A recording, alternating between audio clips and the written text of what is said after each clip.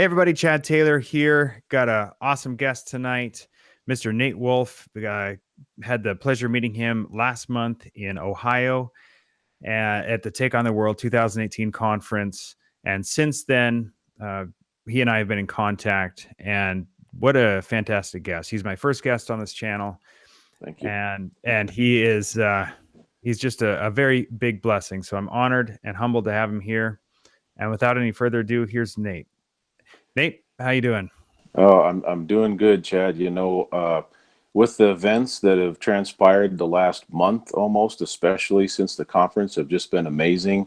And of course, what I'm going to share tonight, at least in some detail, just the past 24, 48 hours have been just crazy and uh, roller coaster ride of emotions. But I've never been so prayed up about something before in my life. And so there were some butterflies and some stomach churning and a little bit of fear and worry, but uh, it works. It's working out in a way I could never imagine. So I know there'll be challenges. I know that Satan is not going to be happy with this and there's going to be hard days, but I'm so overwhelmed right now with the response. Between prayers, personal phone calls that I've received, uh, things on happening on social media, that just multiple messages that people are praying for me and for the truth. And so I'm just extremely feeling blessed and overwhelmed, but in a Yeah. good way so far. So thank you for having me. Yeah, and for those of you guys that are unaware of what's going on right now, um, you've been a pastor for 20 years. Is that correct? Yeah, I've been in full time ministry, either youth and family ministry for a couple years starting out, and then since 2000 and let's see, since 2003, I've been in full time pulpit preaching and teaching. But I've been in some form of paid or volunteered ministry for about 24 years now. So, Wow. And then the event yesterday that you called me in the morning yesterday, yeah. and so why don't you tell the event that happened, and then I'd love to hear your backstory, some testimony Okay. leading you up to how you got to where you're at today. Yeah. Let's let everybody off the hook first, and then we could go back. So I've been with a church in Ohio for about 7.5 years. I think Father's Day was our 7 year anniversary. And have a pretty good relationship with my leadership, the elders there, and a good relationship with most people in the church. And I got a text message on Friday morning at 8:05 a.m. and it was just from one elder, and it said, "Nate, the elders, meaning all five of them, are going to meet with you at the church building at 9 o'clock." And you know this isn't my first rodeo. This isn't, I wasn't born yesterday, so red flags immediately. And I knew that going to this conference, this Take on the World 18 conference, and starting to get to a point where eventually people were going to find out, and I was going to get to the point where I just started needing to share. So I figured either A, right away, I thought I was getting fired. And then I backed off just a little bit about that thought. And I thought, well, wait a second, I don't know yet. So maybe they just heard some things and they're starting to freak out and they'll just confirm with me. They just want to talk. So I thought, okay, because I had been praying that either one of two things would happen.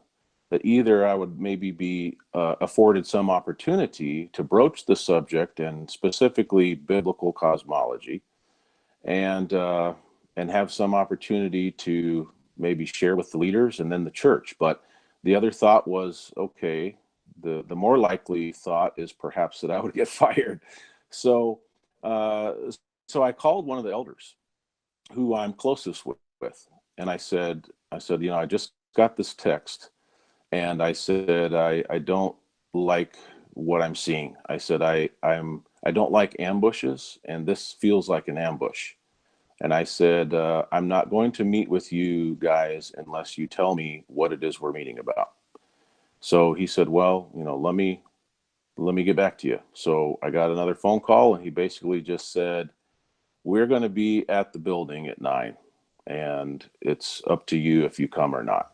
And so I said, so it is an ambush. And his exact words were, yes, this is an ambush. So at that point, I thought, if I don't get fired, if somehow I'm not fired, it's going to be at least a very uncomfortable battle of some kind. And my wife was on her way to work, and I called her and I said, I got like 30 minutes before this deal. And she's been so supportive. She said, well, I'm turning the car around and I'll meet you in the church parking lot. She says, there's no way I'm going to work and not supporting you.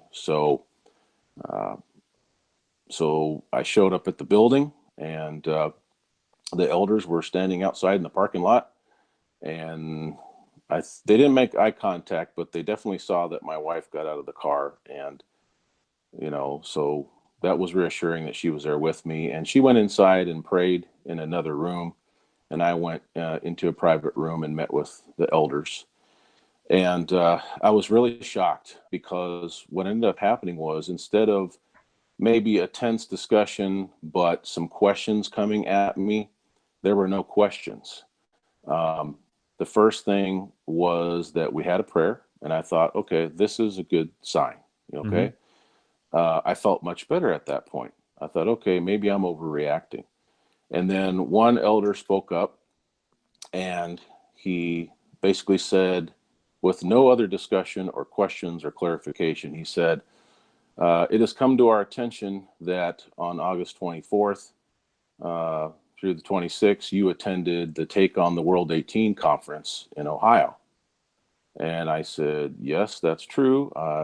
I was on approved vacation, and my wife and I went to that conference. And I can't remember the exact words that were said, but basically it was like this. Well, we've been on the website, we've watched the videos, and we cannot have a minister who has that association. And we cannot let you in the pulpit Sunday. And I said, let me ask you a question. And I said, when have I, in 7.5 years, taught anything that was unbiblical, untrue? When have I caused any, unnecessary conflict or drama? And they just wouldn't answer my question. And that's because they couldn't answer that I had ever done that. So I tried to keep engaged, and then I had basically had a piece of paper shoved towards me that was basically saying you're terminated. And I couldn't get any discussion going, because at least one of the elders was saying, well, it doesn't matter, because this is a done deal. And so I read the paper, and basically they just said, you're being terminated, and we're going to give you a few weeks of severance, and we want your keys, and you got to be out by, have your stuff out of your office by, next week. And I thought, you know what? There's nothing I can do about this situation at that point. So I just said, okay, I'll agree to that. And I said, but the one thing is I'm not turning my keys in until I have all my personal items out of the office. I said, it appears I have lots of time on my hands now. So I said, give me 1 to 2 hours and I'll have everything moved out. And when I'm done, I'll turn everything in.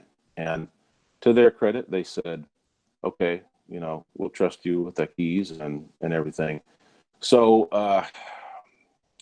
that's basically how things went down. It was only about a 5-minute meeting. And then they all kind of huddled up in a room, and were, continuing some discussion. And so that's when I told my wife what happened. And the funny thing is, there was a doorbell ring, the front of the church building. Somebody came and rang the doorbell. And I don't know if I was just in shock or just, to go ahead and answer the door, because where my wife was when I told her what happened, and I had to walk past the front door, and we have glass doors. So the door, and there's a gentleman standing there in a suit and tie, and he had a folder in his hand. I thought, okay, some kind of salesman or whatever, but he was actually with a church directory, like a pictorial directory company. Mm. And he asked to speak to the minister. He says, "Are you the minister?" And all I could think of was, "Well, I'm not anymore. I just got fired, you know." And he just kind of looked at me stunned for a moment, and then something interesting happened. He just said, "Can I pray for you?" And I didn't even know Wow. this guy's name. He didn't even know who I was. And he just stopped and prayed for me right in that doorway. And I was just blown away by that, because that told me about, this man, that where his heart was, because he Mhm. was just totally sideswiped by me. And the first thing he thought of was, this man needs prayer. So uh, I asked for his name and his number, and I told him, I said, "Look, obviously right now is not a good time." And I told him I'd call him sometime, and maybe we'd meet for coffee, and I'd thank him again for the prayer. So that's what happened. Wow. That's pretty amazing timing on his part. Yeah, I kind of wondered if maybe the guy was an angel, because Uh, most people would have just froze up, or they would yeah. have turned and run away Yeah. at that point. So Yeah. Yeah. Um, wow. And did they say, was there anything in particular at the conference or on the videos that they saw that was so offensive to them, or did they give you no information? no, they all they said was, "We can't have a minister on our staff that has this kind of association." Mm. And I'm like I a, said, when I tried to engage with them, uh, they just didn't want to engage. And one of the elders was getting pretty short and pretty angry, and wow. so I thought, there's no point. Um, I just said okay, and I signed their paper, and I asked them to sign my copy, and so at least we were all in agreement on, what just happened. And the next 2 hours, my wife and I made about 6 trips in the back of our car to get all of the books that, if you've seen the little video that I put out on my YouTube channel, and Celebrate Truth, and others have posted on Facebook, then you see that, there's 20 years worth of books and folders and files and knickknacks and everything that I've been carrying in my offices for, at least the last 15 years full time preaching. Wow. So Before right there, this is a great time. Share your the name of your YouTube channel and how else other people can get a hold of yeah, you. so the first YouTube channel that I started, I just had a couple of videos on giants and angels and Nephilim, and a little intro vid. I just really didn't know where this channel might even go, and it really, it was a public YouTube channel, but it wasn't associated with my name, and so I had it as Discerning Dad 73. So Discerning Dad 73 was what I came up with, because my kids had encouraged me to do a YouTube channel and do some teaching on some of the things that I had learned. And so I've always thought that discernment was an important uh, gift to have. And when I was young, my mom told me, she says, "Nate, I think you have the gift of discernment." And I thought that an odd statement, and I had thought much about that for years, but I just decided that maybe what my mom told me was true, and my kids had encouraged me to do so. So I started it up as Discerning Dad 73. And then with all the events of new stuff happening and the firing, I just decided that I needed to start a brand new one today that I could carry forward and see where this goes. And so I started a new channel today that's called Fired for Truth. So you can look up Fired, Fired, for FOR Truth, and you'll see the video that I did um, in my garage when I shared, here's what happened. And so I would like to try to get most people moved over to the Fired for Truth one, but there are a couple of videos on Discerning Dad 73 that people can check out, and we'll just have to see where this goes. Okay, I'll put links in the description for both of those Okay, thank accounts. you. And so those of you guys watching, I encourage you to go over to Nate's channels and hit the subscribe and the notification bell. He's got a lot of great videos coming out soon. And I'll link that 2.5 minute one that I saw this morning about all your tables of books and decades of I can't imagine all the trips it took and hauling all that. Oh, And I don't know if you know this, but books aren't particularly light. yeah.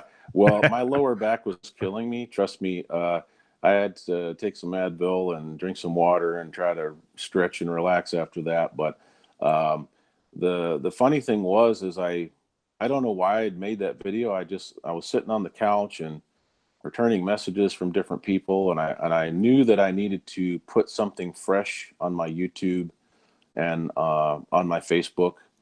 And I decided, you know what? There's all this stuff in the garage. I mean, I just decided to go out in the garage and just share a couple of minutes, of what I really was feeling at the time. And I've been impressed with the response. I mean, I had people call me today to say, "Hey, I watched your little video about you in the garage sharing, from your heart," and they said that just really touched them, and I didn't think the video was really going to be anything but just, "Hey, an intro. Here's what happened. More coming soon.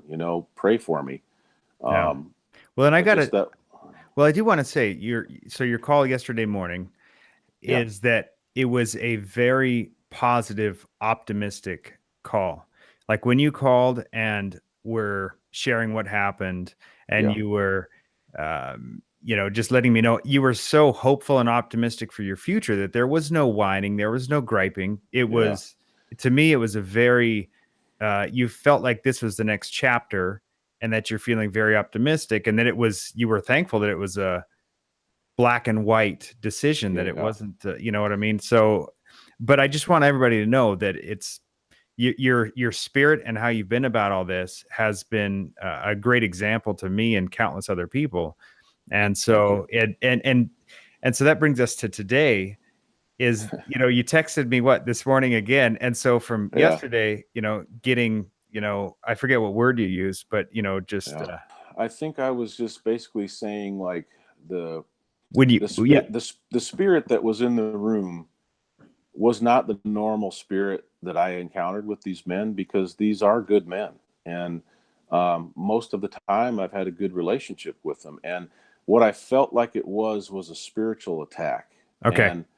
And I'm not saying they're not responsible for their own behavior, but I really felt like at that point, for whatever reason, they were just on a one track mind. Like no matter what I mean, Jesus could have manifested next to me and I would still been fired. That was Wow. the feeling I got. So I really did feel, and after I talked with a few people and described to them, it was just surreal. It was like, is this happening? I mean, um, and I don't wish any, ill towards the church or towards the brothers. I don't want to cause any division, and so I'm being very careful about, specifics. But I felt like for whatever reason, they had allowed Satan to blind their minds to even considering anything. Now, they did say they watched some videos, but they Wow. didn't tell me which videos they watched. And so they saw, for whatever reason, they saw enough with their eyes to say to themselves, "Whoa, whatever." It freaked them out for whatever reason. And but the problem was is that they never asked me, "Okay, Nate, so you went to this conference and there's some things on there that are new to us or different, we weren't expecting that or whatever. But tell us why you went, you know, what kind of lessons did you go to? What were you there for? What were you hoping to gain from it? Were you just investigating? Is this something you're 100%, convicted on?" But there was none of that. And so that was the big disappointment for me. But like you said, we had been praying fervently about this for a couple of weeks before the conference, and then after the conference, just really as focused as we've ever been in prayer. And you remember I told you uh, when I first talked to you a few days after the conference, I said, "Look, God is doing something with this, and I don't know what it is yet." But I had told you, we wanted to Oh, oh, decisions, there. you know. But we didn't even get that far because it was just a couple of weeks. And this this event was literally forced upon me. Um, Wow. they Give were it gonna, give a little yeah, give a little yeah, insight if you don't mind with yeah. how did it come about to go to this conference to take on the World 18 and So then yeah. how was it there Okay, at the so conference? I'll tell you just real quick.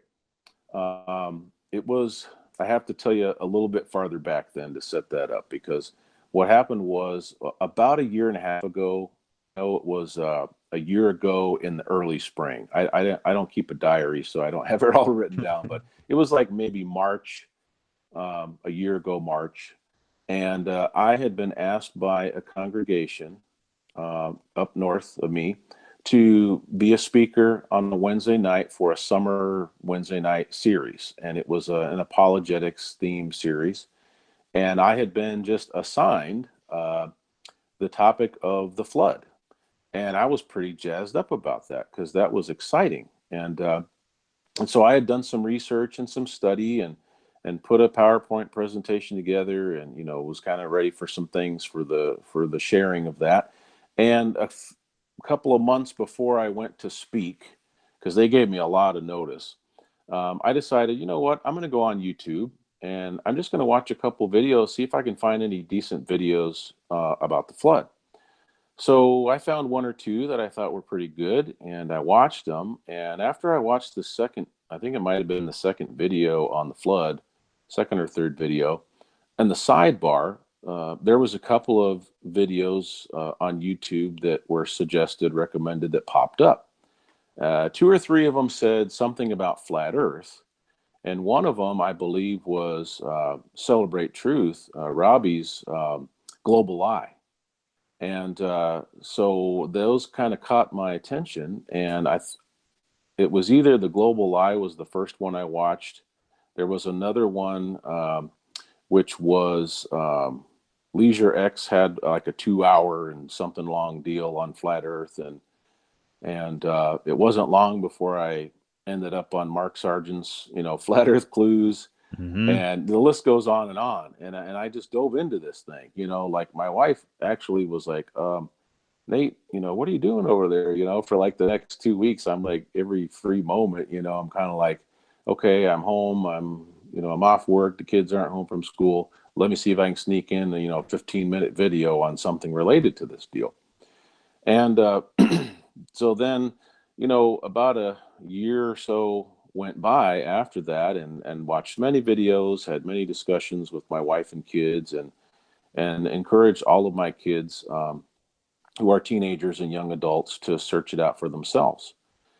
And so about 3 to 4 weeks before the conference happened, I don't know how I missed it because I was watching videos and I was on Celebrate Truth's live stream, at least a couple times a week, checking out things, saying hi in the chat.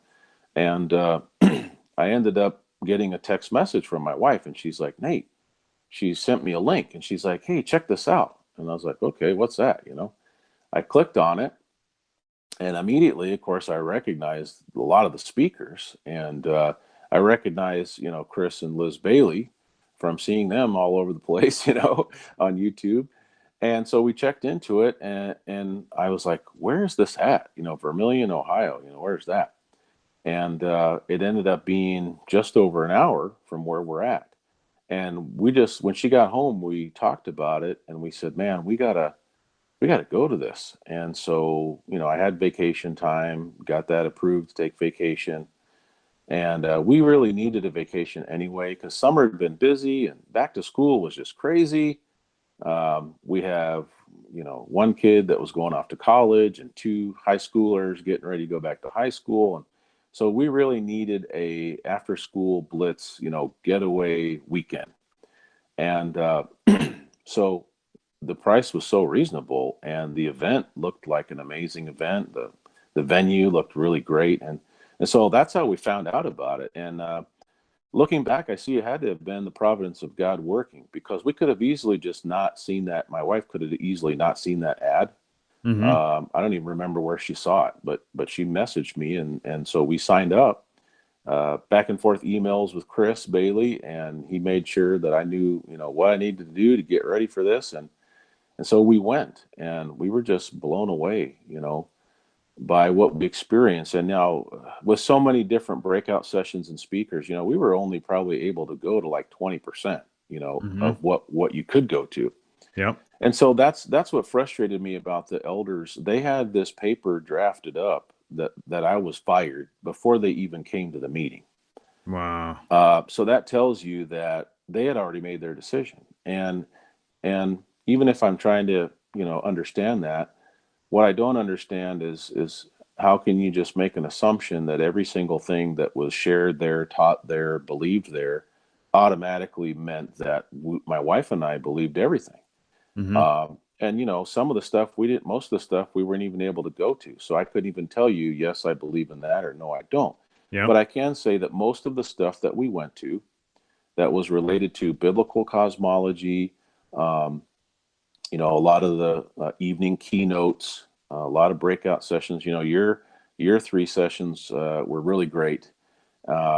Your book, just I was like, wow, this is a wonderful resource. And I didn't have a lot of funds that weekend, but I was like, okay, there's like 2 or 3 books I have the money to buy, and I'm like, I'm not leaving without one of these books. And so we went to Michael Solomon's presentations, Mm-hmm. which were just amazing, and his expertise with videography and camera and just all of that. Um, so my wife went to different breakouts. She went to some of the ones that I couldn't go to because I was going to these other biblical cosmology tracks, but she went to some of the other ones about people and abuse and Oh yeah. Yep. vaccinations and just different things. And so we we just were blown away by the quality of the seminar, of the conference. The venue was just amazing, and then the spirit of the people that was there. I mean, Mm-hmm. most of the people there we just had never met. I mean, almost every single person we'd never met in person. Uh, Mm-hmm. Probably nobody actually. Only emails or watching videos, or maybe talking to one or two people on the phone about the conference. So the spirit there just seemed like, even though it was a diverse group of people, not everybody, was even convinced of, biblical cosmology, flat Earth, whatever you want to call it. But everybody there seemed to have just a very Christian spirit, um, you know, and that really made an impression on me Yeah. and my wife. And Yep. so I don't know if that helps kind of explain. But the big disappointment, other than obviously getting a text message out of the blue and then being fired, uh, the big disappointment was I had no opportunity to share, and judgments were made Mm-hmm. with no consideration given to me. So, but you know what? On the other hand, I know that they felt, and for whatever reason, they felt like they were making a decision that they need to make. So, um, but I guess the big issue was, what does this mean? And like you said, we've been praying about this so much. It was apparent to me that this was such a strong answer to prayer. And the way I looked at it was, this is your answer. You now are completely free of any responsibilities, ties, commitments, contracts, whatever.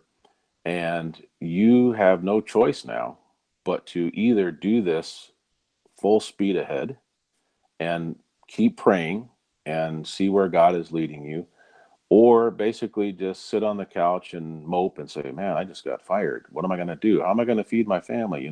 What are people going to think about us? How are my kids going to react? And all those things went through my mind. But I have to say, it has to be prayer, Mm-hmm. and it has to be God, because Yep. I can't explain otherwise how this could Yep. happen. Well, So, and talk about today. So yeah. your text message. Here, I want to pull up this text message Okay. because Yeah. Go for it. this is what I woke up to Yeah. today. Well, not what I woke up to, but this is the first message I saw today. Was let's see. Oh, we texted a lot back and forth Yeah. after that. Let's see. Okay, here we go. Bro, God is blowing this thing up in a big way, and I mean real big and in a positive way. You can call me if you're free. Otherwise, talk with you anytime that works for you. Thank you so much for your prayers and support and friendship. I'm very excited about what's ahead. Yeah. And that really it really is a testament to how you were yesterday and how you were today. But then give a little insight into who have you been talking to today that has been just supporting you? And what has Wow. it been like? Has it just been an overwhelming surge of support? Yeah. I mean, really, it started yesterday afternoon. Of course, I spoke with you. Um, then I spoke with Rick Hummer. I had just messaged him on Facebook, right? Because he seemed like such an approachable guy, and Yeah. he just seemed like he was your friend the moment that he shook your hand. And he was part of the group of speakers, yourself, Michael, Robbie, all these other guys. I called them the basement brigade, just because it just was such a cool atmosphere down there. It felt like just a bunch of family meeting together, and that was odd to me, but in a good way. And so, this situation really blossomed because Rick reached out to several people, and he said, Nate, he says, this is an answer to prayer, and he's like, this is God telling you, get ready.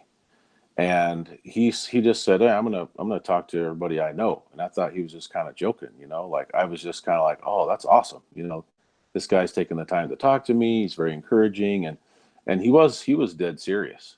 So he's calls Robbie Davidson, and he's talking to Rob Skiba, and he's talking to a bunch of people. And so I start getting text messages, with people's contact information. And he's like, hey, Robbie wants you to reach out to him. Rob Skiba, man, he's wrapped up in some stuff right now. He's extremely busy, but he wants you to talk. And so I just started making phone calls, and Dean Odell reached out to me. I had messaged him on Facebook, and he's super busy right now. He's getting ready for Skyfall 18 conference, and he was gracious enough to call me. So I just basically was bombarded with either call after call after call, or I called the people, those contacts that I was given. Robbie Davidson, Rob Skiba. I talked to Michael Solomon. I talked to Chris Bailey. Chris Bailey called me, and it was their anniversary yesterday. So I had left him a message that I got fired for attending the conference, and I don't think he checked it at the time because he was getting ready for dinner, with his bride, and but he recognized on his phone that Robbie had called him several times. So he's like, well, I better call Robbie. And so he tells me, he says, Robbie talks to him, and Robbie says, hey, man, did you hear the news? And he's like, Chris is like, no, what? And he's like, about Nathan. And of course, there's a lot of important Nathans in this movement, uh, and at least one of them was at the conference, was it Nathan Reynolds was at the conference. And you got Nathan Roberts, you got, those are at least two big ones I know of. So he was like, which Nathan? And, I'd only met Robbie really at the conference, and he didn't know me. And so he's like, he's trying to remember what my name, last name was. And he's like, oh yeah, Nate Wolfe, preacher Nate. Yeah. And so Chris was like, what happened? And Robbie told him, he got fired for association with the conference, basically for attending the conference. And so Chris was kind of like, whoa, And so I spent several hours on the phone yesterday with many, many of the people I mentioned to you. And then today, back and forth with several of the same folks, and just encouraging me, giving me words of advice, praying for me, inviting me to come to some of these other conferences. Um, so I'm looking into that. Obviously, the situation with the church, their decision forced my hand, but it also opened things up completely, because I would have preferred that I would have been given an opportunity to share with them, and maybe over a period of weeks or months, that maybe a relationship and the word could have developed. And at least if they weren't going to believe everything, at least that we would have had a chance to study it through and I could hear out my position. But that opportunity was absolutely not given. And so to me, it was God answering my prayer. Yep. And you're free. And yeah, you won't have a check after several weeks, but you know, I just felt that the reason why, you describe how I was to you on the phone was because I felt completely at peace. Mm-hmm. And I couldn't explain why, but I thought about the peace that passes all understanding. Yep. And I thought, if I had just been a guy who had been fired and nobody had reached out to me, and if I hadn't met you at the conference, this could have turned out very differently. Mm-hmm. I could have just been depressed, wondering what to do, fearful. So I 100% know that Mm-hmm. this was God working. So I Yep. praise Him for that, and I thank you and others for reaching out to me. And I think you and I have a very similar personality, so we kind of and some similar backgrounds in a sense, as far as our journey. Um, so that worked out really well. I'm just very thankful. And then tonight, uh, social media just blew up, and people are sharing this left and right. They're sharing my video. Robbie Davidson and others are sharing it and mirroring things on their YouTube, and it just things were happening so fast I could not even click on all the notifications. And so I finally just had to like shut down my laptop for a little bit and prepare to talk with you. I thought, well, I can't keep up anyway, so hopefully folks will be patient for me to message them back and friend them. I want to take this slowly with social media, as slow as I can, but it doesn't look like I'm going to be given that opportunity right now. So I only can see this as God doing this, and so why would I pray for something amazing to happen and then try to stop it from happening? I couldn't stop it now if I wanted to. Yeah. So I only can give credit to God and thank everybody for their support. Yep. So one day at a time from here on out.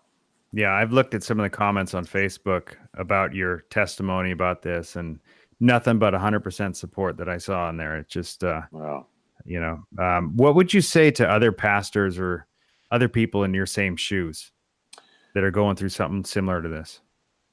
yeah, I would say that there's probably a lot of people in ministry that have either started to get fired for this kind of a thing, whether they were actively teaching on it, approached it with someone in the church or maybe leadership, or maybe like what happened with me, that, you just had nosy, gossipy people who had nothing better to do than uh, stalk their minister while he was on vacation with his wife, and somehow stumbled upon some things and made some connections and informed the leadership, you know. And so I think every person's situation in ministry is going to be different. But in talking with Robbie and others this week, Rob Skiba, Dean Odell, these guys are all getting emails very often from ministers who either A, have gotten fired for speaking out about it, or just trying to share it, or there are many, many ministers that are basically just in the closet right now on their beliefs because they're afraid that if they even share it, or if somebody knows that they went to this conference or, posted something online, that they're going to end up just like me, Mm-hmm. where they get called in and fired on the spot. I would say to them that I guess you have to ask yourself the question, if that's you, if you've been fired, you need to pray to God about it. And I know everybody's situation is going to be different, what God does.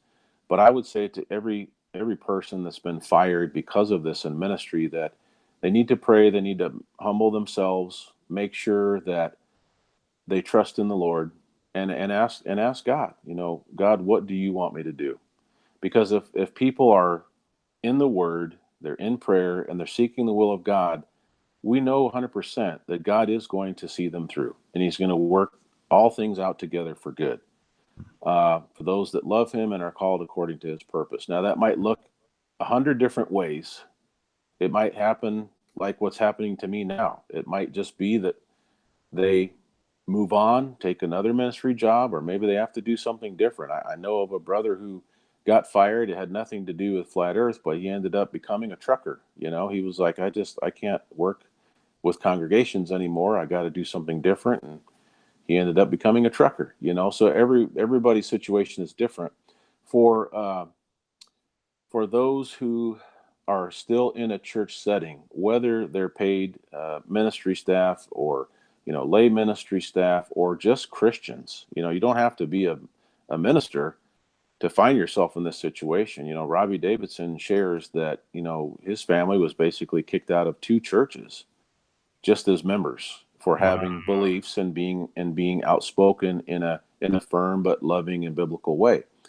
And so I would say that, not to be harsh, but ministers that are running scared, you have to ask yourself the question: who are you trusting in?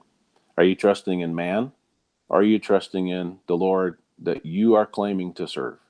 Hmm. And I'm not trying to be haughty or harsh, but what the last few months have showed me, and especially these last few days, is you have to decide who you serve, and you have to decide if the praise of God or the praise of men is more important. You have to decide if your faith is strong enough that you're willing to stick your neck out for truth, Hmm. and say, whatever happens, I'm still going to serve God at the end. Hmm. So I feel confident that God will work it out. It doesn't mean that it's going to be fast or easy.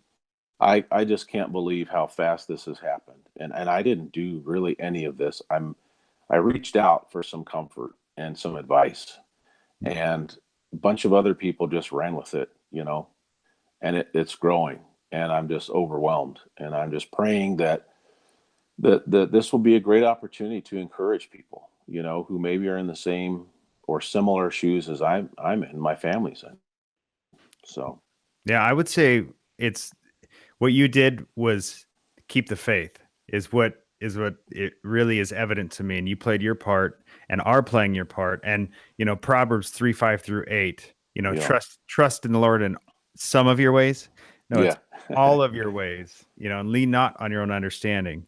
And so that has been such a key for me as well. I couldn't have said it any better. You said it perfect. And thank you. but that's totally true. And I think understanding that, and especially I think as you mature in the Lord and say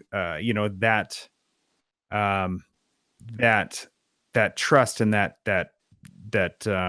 doing what you're called to do, it's at first it's the choose you this day. And so Yeah, the infant Christian, and then as time goes on, it does, too much is given, much is required. And so yeah, it's what are you willing to stick your neck out for? And especially mature Christians that have, been in the trenches for a long time. yeah, I find it really amazing how we can get canned or we can get ostracized for yeah, standing on God's word and what it says. yeah, I find that amazing, and especially the fact that you went to a Take on the World conference. And how does the Bible describe the world yeah, versus God? And so it's like you Take on the World should be a very, very good thing for any Christians. It should be a yeah, very obvious thing that we do. yeah, Yet you get canned for going to a Take on the World conference. yeah. You gotta see the irony in that. Well, yeah, it was interesting. And as I posted on my Facebook earlier, I tagged George Moss on there because his song "Take on the World" was going through my mind like constantly. My wife said last night I was talking in my sleep, and I said, "Oh, really? What was I saying?" She's like, "Well, it really wasn't intelligible." But she's like, "You weren't upset." She's like, "So obviously your mind and your subconscious was work." But I just can't get that song out of my head because when he was singing it and we were there, I thought it was very cool. But honestly, I wasn't into it probably like I should have been, and probably wasn't supporting him in that like I should. But it was also new, and I was just trying to really listen to lyrics really because I thought the lyrics were very good. But looking back on it, wow. that song made a deep impression on me, and I think I get it now. If Hmm. I don't get it now, I don't know when I would. Yeah. So I appreciate that his efforts, and I appreciate the song. And um, like I said in the video that I posted, that's good. Oh, you're cutting out for a sec. Oh, there you are. Sorry, you cut You out for a got me second. back? You're back. Okay. You're back. So the conferences that I've been to in ministry, most of them have been very good and encouraging and helped me to grow in a lot of ways in my faith and in my study of the Word. And there's always been great fellowship, but I can't explain exactly what we experienced out at Take on the World. It's like something I never experienced, and like I said, generally the spirit that I felt there, it felt like God to me. It felt like the Spirit of God, and honestly, it felt like something that I had been missing, and that's all I can say about that. And so, Chris and Liz Bailey and everybody, and Now You See TV and all those, everybody that came, it was a group effort, and so many people made an impression on me with their testimonies, and I thought, if I get a chance to share a testimony and share truth, that'd be great. But honestly, until I got fired, um, the only testimony I had was that I'd been in prayer about it, and I'd been to a conference, and I'd been studying for a year and a half, and that's good. That's good enough. Uh, and that I was seeking how I can share truth. But until I got fired, it was really not complete. I don't think it was. I don't think I was ready. Mm. But obviously, God thought Yeah. you're ready. Okay, so Yeah. let's do this. Yeah. I would No. have preferred, waiting a few months or even a couple of years, to get everything kind of worked out. And Yeah. honestly, we were hoping to stay with the church here for at least 3 more years because Wow. my youngest daughter doesn't graduate high school for 3 years, and so I thought minimum of 3 more years, and hopefully beyond that. You Yep. know, because we really had no desire to leave. Hmm. We love the people there, and most of the time, we've been treated very well. And so this was just a very big shock to our system. Wow. And if anyone feels led or called to support you, whether it's with, do you have an email that you're giving out? Or, Yeah, they could email me at, let's see, the best email would probably be my Gmail, and that would be discerningdad73 at okay. gmail.com. Okay. And discerning, make sure you spell that right because it fouls people up. But discerningdad73 at gmail.com. I'll try to put a link maybe in one of the videos I posted, and you can feel free to do that. I've just been inundated with messages, so it's probably going to take me like 3 days just to see what all notifications came in, and who can I talk with, and who do I need to message back. So please be patient with me. You know, I'm assuming that tomorrow is when the leadership of the church is going to share with the congregation that I've been fired. Um, and so tomorrow we kind of just try to keep our schedule clear because we felt like we may get calls, we may get people coming over to our home after church tomorrow, and we don't know what to expect. There might be some angry people. There might be some people asking, Nate, what are you doing? There might be some people that are devastated that I was fired and want to know why. And Hmm. so the few people that we've spoken with, I've just said, hey, if you want to, if anybody comes to you and asks you what's going on, please have them come to us. You know, at least hear our side of what was going on, and then make a decision from there. Make a judgment, and go from there. But I have a feeling like tomorrow might be kind of a ministry heavy day. It could end up be one of the busiest days of ministry that I've ever had and not been employed by a congregation. So, if that's the Lord's will, then I'll welcome that.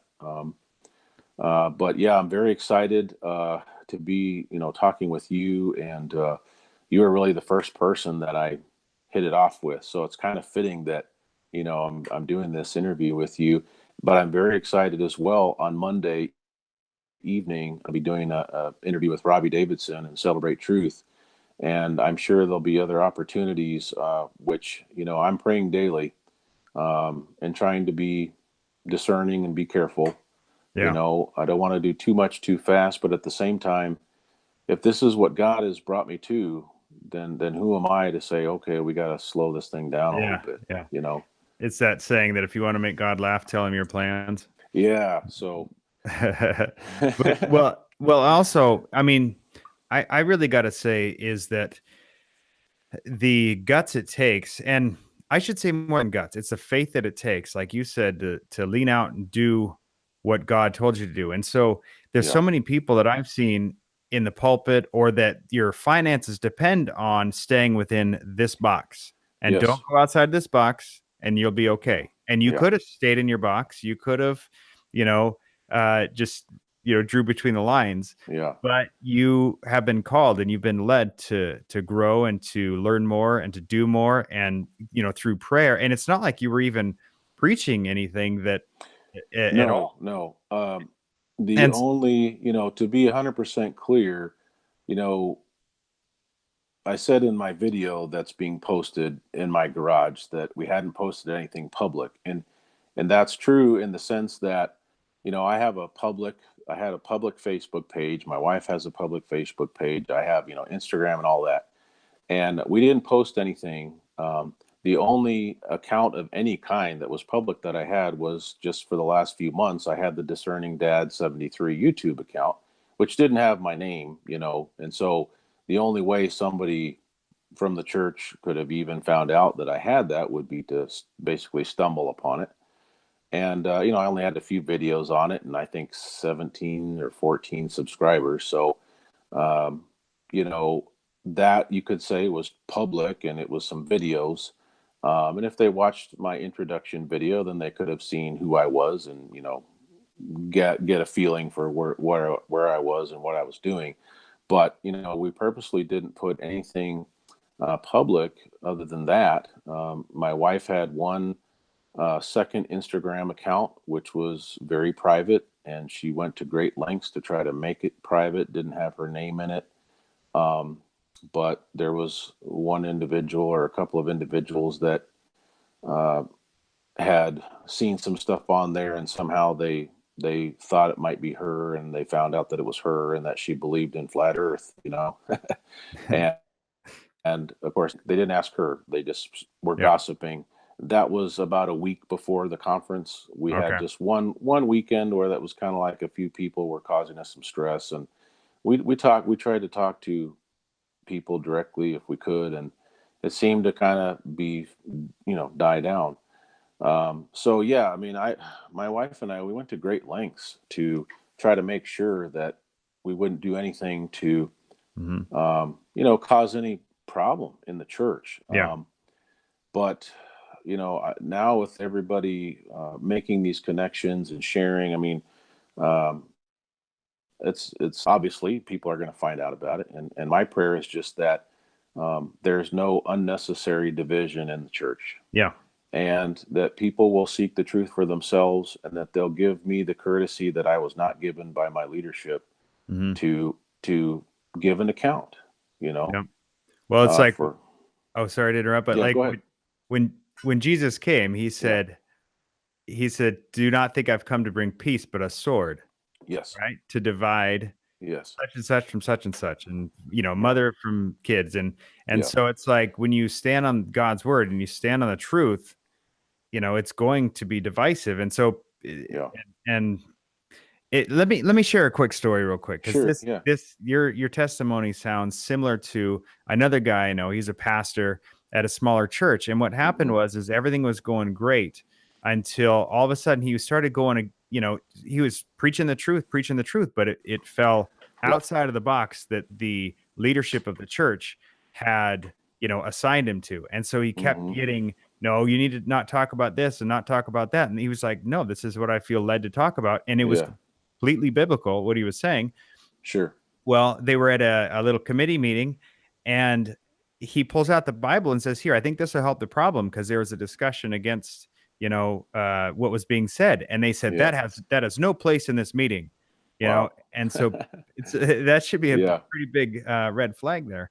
Well, Yeah. what they ended up doing was they ended up telling the tithe members, the members to Yeah. tithe that because that was his most of his pay was coming from tithes, and Yeah. obviously, and so they said we need more money for missions, and so to Mm. direct the money to they directed the congregation to direct the money to missions, so therefore it cut his pay, I mean, drastically. Yeah. And so, but he still stuck with it, still stuck with it. He was working for Yeah. almost free, Wow. and they ended up just it's something similar to what you did because he Yeah. basically said I'll work for free, and he was doing that, and then they just ganged up on him, and Yeah. then what wound up happening was a group of people felt led to go there at that meeting, similar to what you're talking about, Yeah. and literally they walked around the whole building praying for him. So when he came out from your experience, there was a group of people that had been out there praying for him, and he had no idea about that. And the next, like within a week, I want to say it was the next day, but within a week, he found another smaller church down the street, and half the congregation, went Yeah. with him.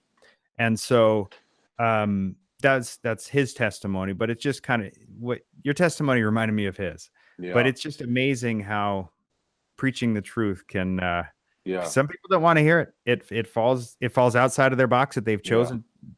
You know this or Yeah. no And I further. want to, and I want to say just real quick, there's really nothing special about me. There's some specific things in the way this happened that are probably unique, but there are many, many good, faithful ministers who are imperfect, but really trying to serve God and their congregations that, according to the guys I mentioned, that spoke with me the last 48 hours and all the emails and calls that they get, there are many, many ministers that have been fired for the very same topic, maybe little Hmm. different circumstances, the timing Yep. and how things went and how things were delivered.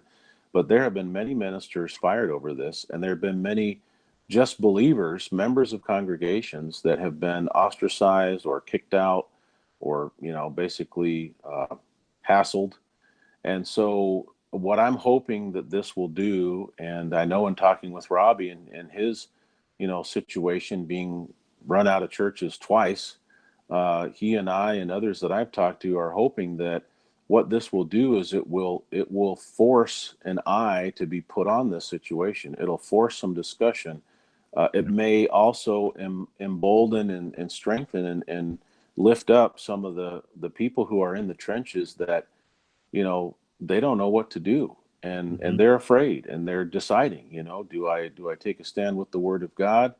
Do I pray about this and just go wherever God sends me? Or do they just, well, I got to stay in these parameters, to be safe, to keep my job, to keep my paycheck. And certainly, I'm under no illusion that to lose 60% of your income, your family income, and you've got four children, and one in college, that's a big deal. Hmm. But I have had the same peace about the financial end of it Yep. as I've had about the prayer end of it, about getting fired. And again, I wish the best for this congregation, and I hope that in some way, shape, or form, at least some people at the church and maybe even some of the leadership there will take another look at this. You Hmm. know, what's done is done with me. Yeah. But maybe a seed will be planted and will take root, and God can use this for His glory, in some way, shape, or form. So, Hmm. I just think, I applaud your, like I said, your faith, your boldness, I guess you could say, but just your willingness to do what God called you to do. And I think what really needs to happen is there needs to be more people like you, like me, that are willing yes, to you want to say stick your neck out. It's here I am, choose me, send yes, me. And yes, so I'm willing to go outside. I'm willing to have friends and family look at me and go, what did he say? What does he believe? I believe yes, what the Bible says, yeah, and the Bible goes against in a lot of ways what the world says, if not most ways. And yeah, so we just need, more people being willing to do what you did and just have that faith and that peace. But that Yes. comes from God. It does not come naturally to man. It comes from him and Yeah. being in Yeah. prayer. And Absolutely. yeah. And so, Serving which God supplies. That's what the scriptures teach. And I would also just add real quick that if somebody finds himself in just a difficult situation like this, they need to reach out to somebody. mm, They need to get prayer support. And, yeah. one of the most difficult things in congregational ministry is that anytime you have any kind of major conflict, you can't say anything to anyone in the church. If you Mm, have friends in the church, you can't say anything about it. And so many people suffer in silence yeah. because they're afraid of, being accused of gossip or, slipping up somehow, making the problem worse.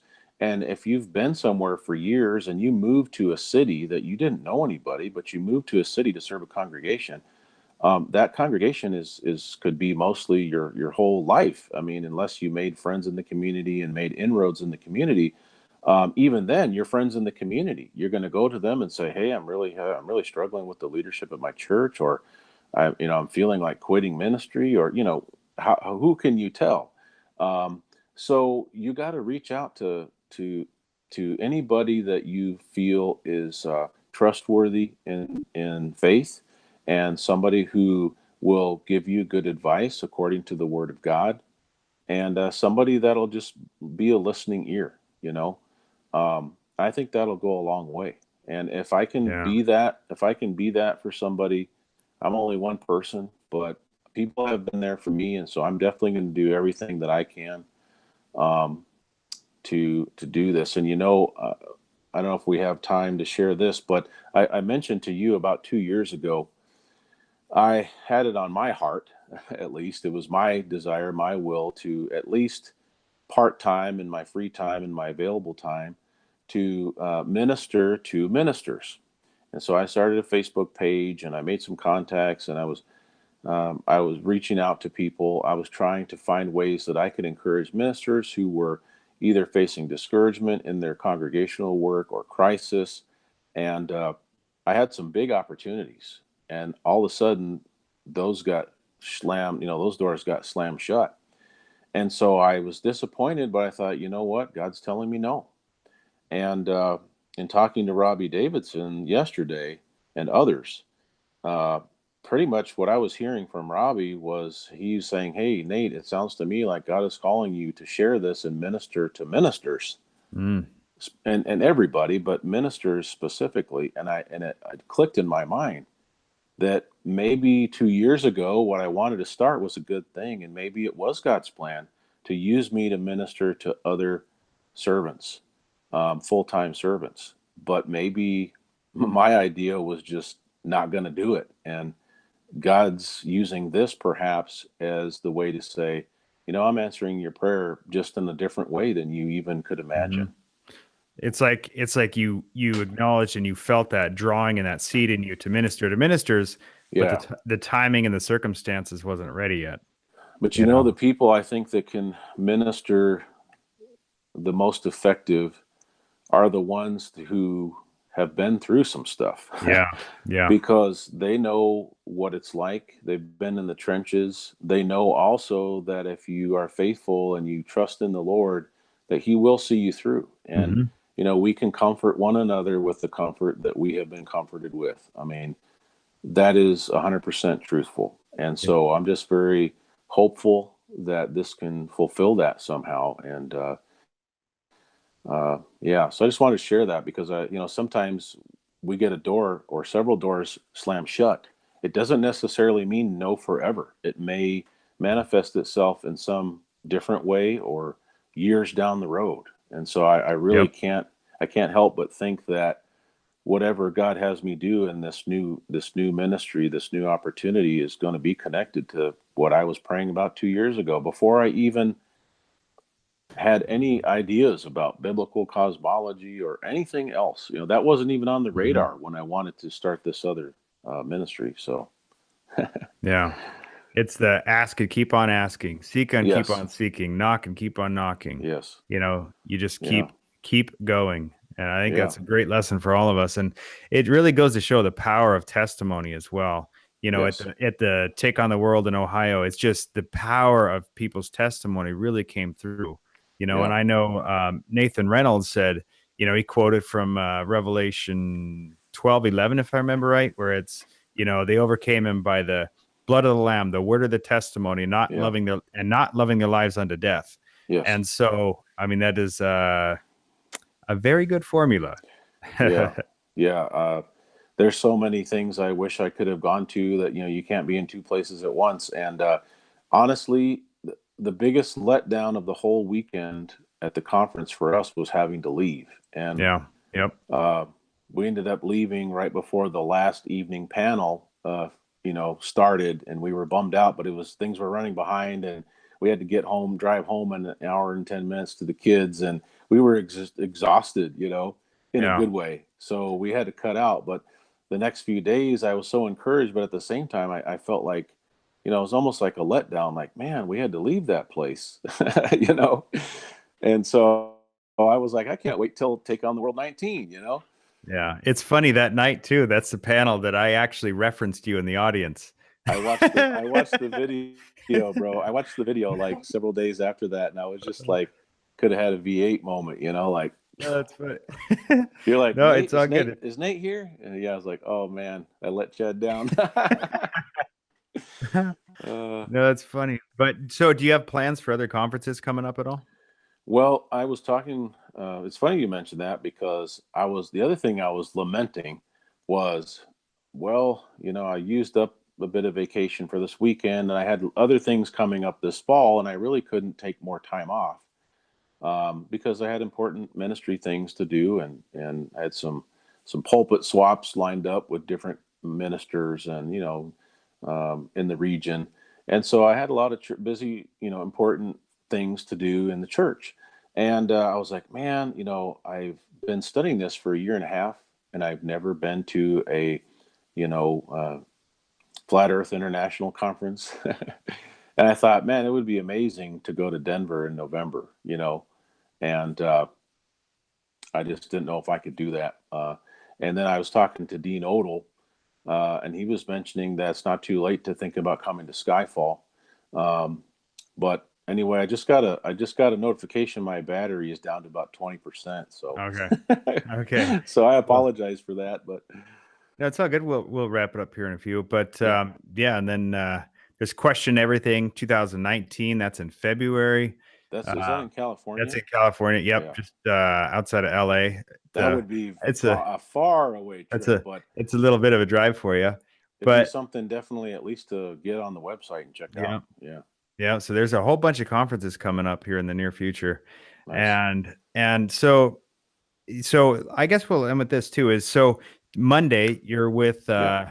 with Robbie Davidson being Yes. interviewed on Celebrate Truth, and Yeah. then let's see what else should people know. So right now, also, not that you've asked for it, but you're setting up a Patreon and another account just for if anyone Yeah. feels led, if they feel like this is what God wants them to do, is support you at least through uh, Yeah. however they do it, if it's however they want to do it, but just if you want to share that, that'd be great. Yeah.